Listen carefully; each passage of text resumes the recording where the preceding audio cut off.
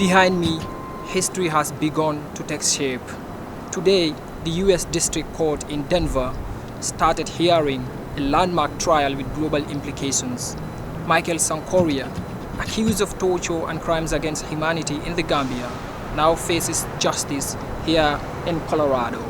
This marks the first ever U.S. prosecution under the federal torture statute, a case that survivors and human rights advocates call a landmark for accountability.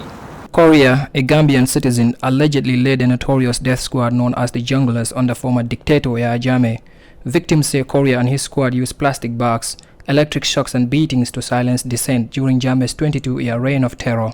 Now, after nearly 2 decades, survivors have flown over 6,000 miles from Banjul, the Gambia, to Denver to confront him in court. These survivors, backed by the Center for Justice and Accountability, carry stories of unimaginable suffering. One victim still bears scars from interrogations in 2006. Others lost loved ones to enforced disappearances. Today, they are here not just for themselves, but to send a message. Perpetrators of atrocities cannot hide, even halfway across the world.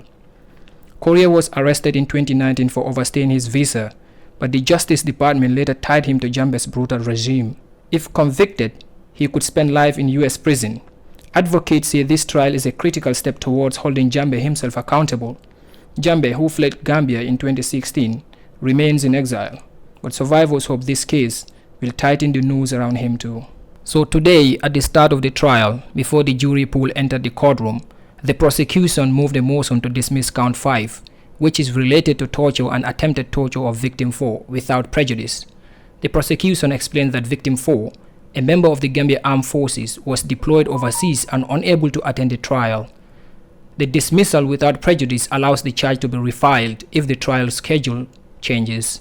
The defense did not object, and the court dismissed count 5. Hadram Hydra, The Fatu Network, Denver, Colorado.